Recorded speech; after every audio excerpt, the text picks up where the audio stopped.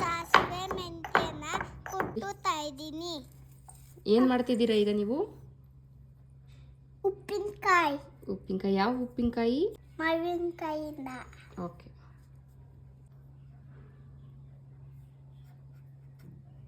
ಮತ್ತು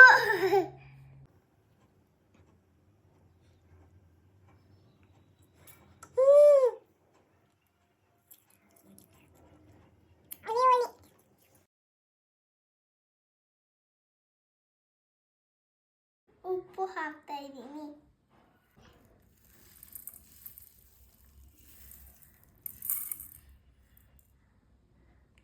ಅರಿಶಿನ ಪುಡಿ ಹಾಕ್ತಾ ಇದ್ದೀನಿ.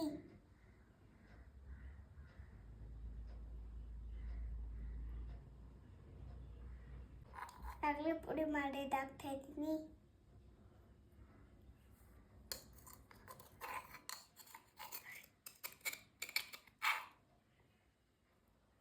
ಮಿಕ್ಸ್ ಮಾಡ್ತಾ ಇದ್ದೀನಿ.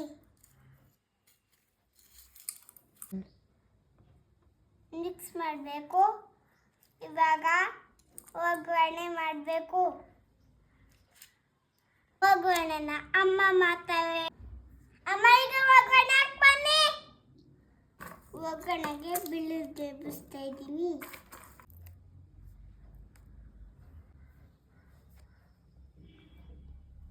ಗುಡ್. ಬಿಸಿದ್ದೀನಿ. ಈ ಥರ ಗೆದ್ಕೋಬೇಕು.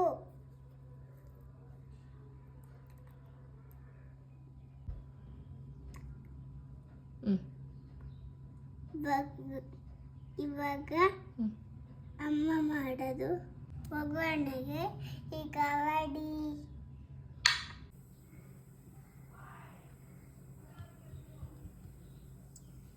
ಏನು ಮಾಡ್ತಿದ್ದೀವಿ ಈಗ? ಉಪ್ಪಿನಕಾಯಿ ಒಗ್ಗರಣೆ.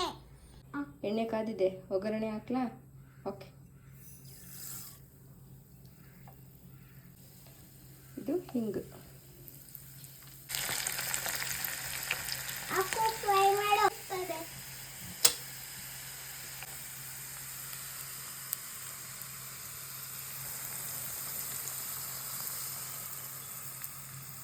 ಆಯ್ತಾ?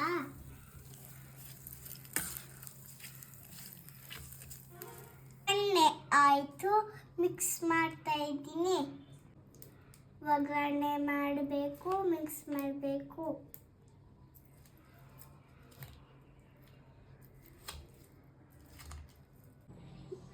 ಇನ್ಸ್ಟ್ಯಾಂಟ್ ಆಗಬೇಕು ಅಂದರೆ ಸ್ವಲ್ಪ ಹೊತ್ತು ಈ ರೀತಿ ಗ್ಯಾಸ್ ಮೇಲೇ ಬಾಡಿಸ್ಕೊಳ್ಬೋದು. ಆಗ ಮಾವಿನಕಾಯಿ ಬೇಗ ಬಾಡುತ್ತೆ. ಸೊ ನಾವು ಒಂದಿನದಲ್ಲೇ ಸರ್ವ್ ಮಾಡ್ಬೋದು. ಹಬ್ಬ ಅಥವಾ ಏನಾದರೂ ಫಂಕ್ಷನ್ಸ್ ಇದ್ದರೆ ಈ ರೀತಿ ಒಂದೇ ದಿನದಲ್ಲಿ ಉಪ್ಪಿನಕಾಯಿನ ರೆಡಿ ಮಾಡಲಿಕ್ಕೆ ಈ ಟ್ರಿಕ್ನ ಯೂಸ್ ಮಾಡ್ಬೋದು. ಬಟ್ ಕಂಪ್ಲೀಟ್ ತಣ್ಣಗಾದ ಮೇಲೆ ಸರ್ವ್ ಮಾಡಬೇಕು ಅಥವಾ ಸ್ಟೋರ್ ಮಾಡಬೇಕು. ಆಗ ಲಾಂಗ್ ಟರ್ಮ್ ನಾವು ಯೂಸ್ ಮಾಡ್ಬೋದು.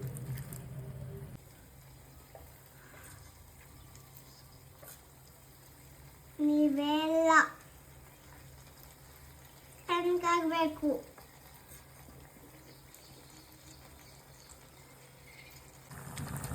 ನೋಡಿ ಬೇಯಿಸ್ತಾ ಆಯಿಲ್ ಎಷ್ಟು ಚೆನ್ನಾಗಿ ಸಪ್ರೇಟ್ ಆಗ್ತಾ ಇದೆ ಅಂತ. ನಮಗೆ ಇನ್ಸ್ಟ್ಯಾಂಟಾಗಿ ಬೇಗ ಉಪ್ಪಿನಕಾಯಿ ಬೇಕು ಅಂದರೆ ಈ ಪ್ರೊಸೀಜರ್ನ ಫಾಲೋ ಮಾಡ್ಬೋದು. ಇಲ್ಲ ನೀವು ಇದನ್ನು ಕಂಪ್ಲೀಟ್ ತಣ್ಣಗಾದ್ಮೇಲೆ ಒಂದು ಏರ್ ಟೈಟ್ ಕಂಟೈನರ್ಗೆ ಹಾಕಿ ಫ್ರಿಡ್ಜ್ನಲ್ಲಿ ಸ್ಟೋರ್ ಮಾಡಿಟ್ಕೊಂಡ್ರೆ 6 ತಿಂಗಳು ವರ್ಷಗಟ್ಟಲೆ ನೀವು ಇದನ್ನು ಸ್ಟೋರ್ ಮಾಡಿಟ್ಕೊಳ್ಬೋದು.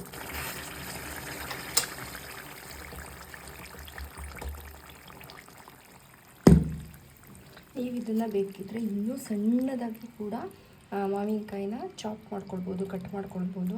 ಆಗಲೂ ಕೂಡ ತುಂಬಾ ಚೆನ್ನಾಗಿರುತ್ತೆ. ಒಂದೊಂದು ಸ್ಪೂನ್ ಹಾಕ್ಕೊಳ್ಬೋದು ಅಥವಾ ಅರ್ಧ ಸ್ಪೂನ್ ಹಾಕ್ಕೊಳ್ಬೋದು. ಉಪ್ಪಿನಕಾಯಿನ ಗ್ರೇವಿ ಥರ ತುಂಬಾ ಚೆನ್ನಾಗಿರುತ್ತೆ. ಅನ್ನಕ್ಕೆ ಕಲಿಸ್ಕೊಂಡು ತಿನ್ಕೊಳ್ಬೋದು. ತುಂಬಾ ಚೆನ್ನಾಗಿರುತ್ತೆ. ಟ್ರೈ ಮಾಡಿ, ಮಿಸ್ ಮಾಡಿದೆ ನೋಡಿ.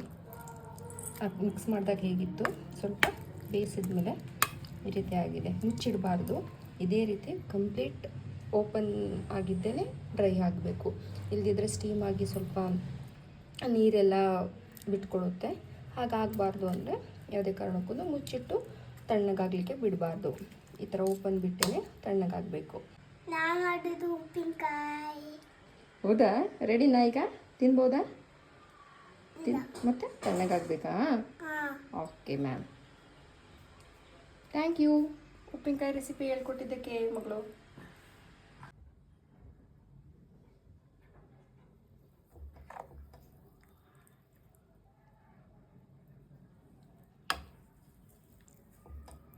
ಅಮ್ಮ ಅಮ್ಮ ಹ್ಞೂ ನಾನು ಐಸ್ ಕ್ಯಾಂಡಿ ಕೊಡ್ತೀಯಾ? ಇವತ್ತು ಕೊಟ್ಟಿರೋದು ತಿನ್ನಿ ಫಸ್ಟು.